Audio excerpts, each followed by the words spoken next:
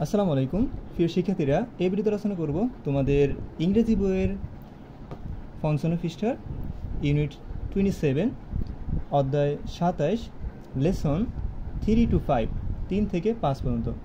আজ আমার এক শিক্ষার্থী তোমাদেরকে এই পড়া পড়ে শোনাবে। চলো শুরু করি। বলো তো। হাতে ধরো। Umme, what is your name? Umme, তোমার নাম কি? এখানে বড় হাতের কোনটা কি হবে বলো তো? ডব্লিউ বড় হাতের হবে।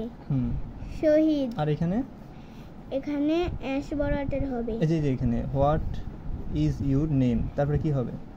তারপরে প্রশ্নবোধক চিহ্ন হবে। শহীদ, মাই নেম ইজ শহীদ, আমার নাম শহীদ। Full stop. উম্মে, এখানে এই যে এম বড় হাতের, সেন্টেন্সের প্রথম অক্ষর বড় হাতের হয়, ঠিক আছে? জি। তো এখানে দেখুন শহীদ এই যে অ্যাশ কি হবে বলো তো? বড় হাতের হবে। নামের প্রথম অক্ষর কি হবে বলো তো? বড় হাতের হয়। এখানে মাই নেম ইজ শহীদ মানে আমার নাম শহীদ, এটা বর্ণনা বুঝেছে।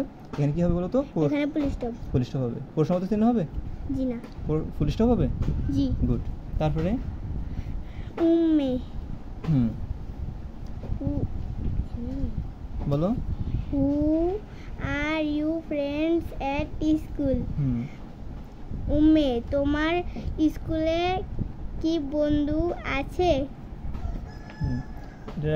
এখানে যে এস কি ডাব্লিউ কি হবে বলো তো? বড় হাতে। আর এখানে স্কুল এখানে কি হবে বলো? শেষে কি হবে? প্রশ্নবোধক চিহ্ন। প্রশ্নবোধক চিহ্ন হবে, ঠিক আছে? তারপরে শহীদ। রুনা না রিনা? রিনা।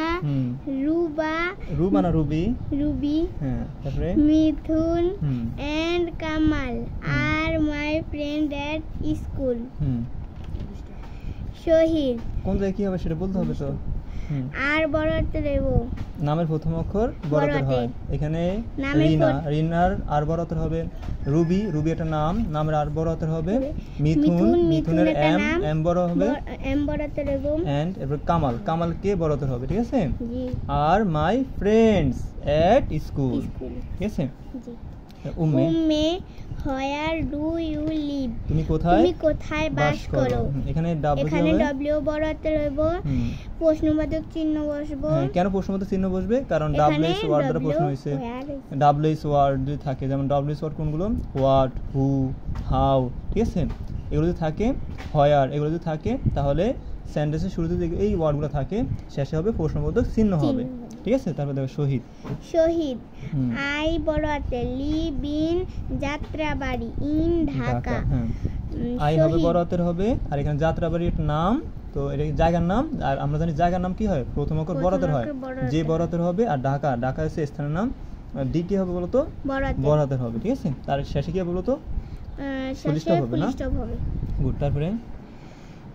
তারপরে um, do you have any brothers or sister? Um, এখানে বলবো না কোনে কি হবে? ডি বড় হাতের হবে আর এখানে ফুল স্টপ হবে। আচ্ছা। এর কি বলছে বলো তো? Do you have any brothers or sister? Do you have তোমার কি আছে? ডু ইউ হ্যাভ তোমার কি আছে? তোমার কি ভাই বোন আছে? এনি মানে কোনো, তোমার কি কোনো ভাই বোন আছে? Shahid, I have one sister. I বড় হাতের। আমার